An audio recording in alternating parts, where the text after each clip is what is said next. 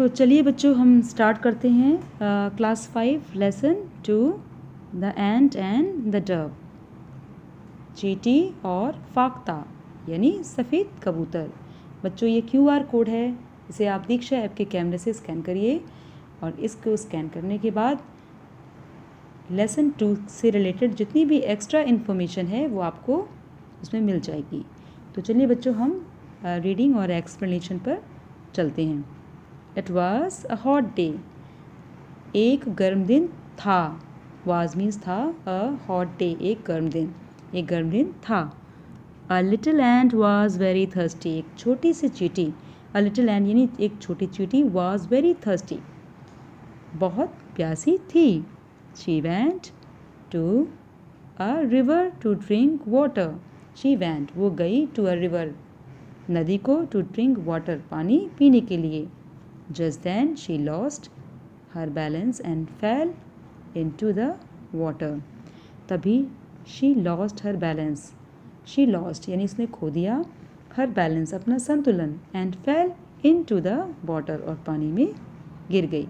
into यहाँ पर preposition use हुआ है क्योंकि चींटी मूवमेंट करते हुए नीचे गिर रही है। ठीक है, तो यहाँ पे जब भी मूवमेंट शो हो रहा हो तो यहाँ पे into का यूज़ किया जाता है। She cried, वो चिल्लाई, हेल्प हेल्प, बचाओ बचाओ। A dove was sitting in a tree.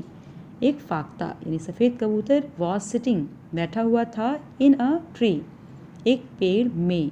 यहाँ पर in यूज़ हुआ है पोजीशन बताने के लिए में। ठीक है, तो एक फाख्ता पेड़ में बैठा हुआ था। She heard उसने सुना, heard से इसका सेकेंड फॉर्म heard आया है। She heard the ends cry चींटी का चिल्लाना सुना। यहाँ पे चींटी का चिल्लाना यानी एपिस्ट्रॉफी एस लगा हुआ है, एंड्स एपिस्ट्रॉफी एस क्राई चींटी का चिल्लाना। The dove dropped a big leaf into the water. फाख्ता ने ड्रॉप मीन्स छोड़ा, ड्रॉप्ड आया यानी छोड़ा, अ बिग लीफ एक बड़ी पत्ती, इनटू द वाटर पानी में छोड़ा यानी फाख्ता ने पानी में एक बड़ी पत्ती छोड़ी। यहाँ भी इनटू आया क्योंकि पत्ती मूव करते हुए नीचे पानी में जाएगी। ठीक है, the ant climbed on to the leaf चींटी चढ़ी किस पर, ऑन टू। अब यहाँ भी ऑन टू यूज़ हुआ है। अब देखिए ऑन टू का क्या सेंस होगा। ये क्योंकि इधर पे चींटी चढ़ रही है में किस पर, पत्ती में, लेकिन झटके के साथ चढ़ रही है, तो यहाँ इसका एक सेंस ये भी आता है कि झटके के साथ। तो ऑन टू द लीफ पत्ती पर झटके से चढ़ी। The leaf floated to the river bank नदी के किनारे पत्ती तैरती हुई आई। In this way the ant was saved और इस तरह से चींटी बचा ली गई। द एंट वॉज सेव्ड किसके थ्रू बचाई गई थी बेटा, यस डव के थ्रू। यहाँ पर पास्ट इंडेफिनिट टेंस का पैसिव यूज़ हुआ है, इसलिए यहाँ पर हेल्पिंग में वॉज आई है। ठीक है, वॉज सेव्ड बाय डव क्योंकि यहाँ पे अंडरस्टूड है, ये पता है हमें कि डव ने ही बचाया है इसको, इसकी हेल्प करके, इसलिए द एंट वॉज सेव्ड। ठीक है, तो चलिए बच्चों हम स्टार्ट करते हैं second para. After some time the ant saw a hunter. कुछ समय बाद चींटी ने शिकारी को देखा। He had pointed his arrow at the Dove.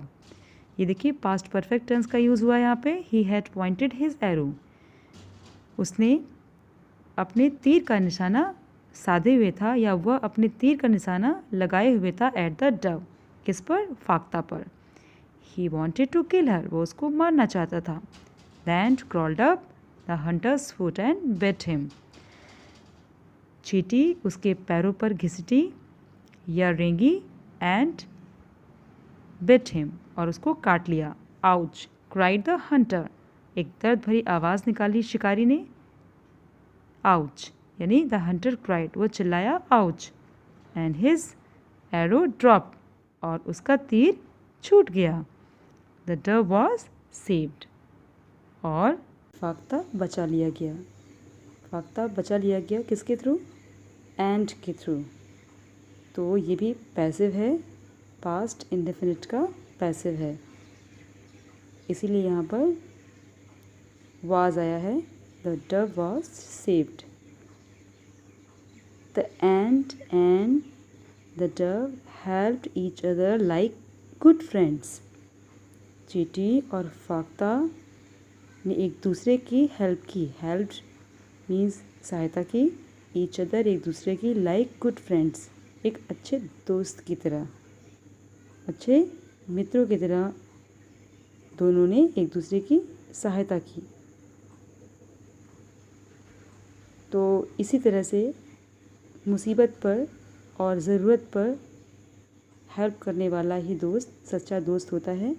यहाँ पर कोटेशन भी लिखी हुई है। A friend in need is a friend in deed, यानी ज़रूरत में साथ देने वाला एक दोस्त ही एक सच्चा दोस्त कहलाता है। यानी अगर ज़रूरत में जो दोस्त साथ देता है वही एक सच्चा दोस्त कहलाता है। तो बच्चों, यही इस स्टोरी में कहा गया है कि एंट और डव ने एक दूसरे की तब हेल्प करी जब उनको उनकी सबसे ज़्यादा ज़रूरत थी। तो एक मैसेज भी जाता है कि एक अच्छा दोस्त कि क्या होता है, उसके क्या मायने होते हैं। अब इस ओवरऑल चैप्टर में आप ये देखिए कि इसमें पूरा का पूरा जो एक्सप्लेनेशन है वो पास्ट पर है। यानी आपको जो स्टोरी बताई गई है वो बताई गई है कि ऐसा हुआ था।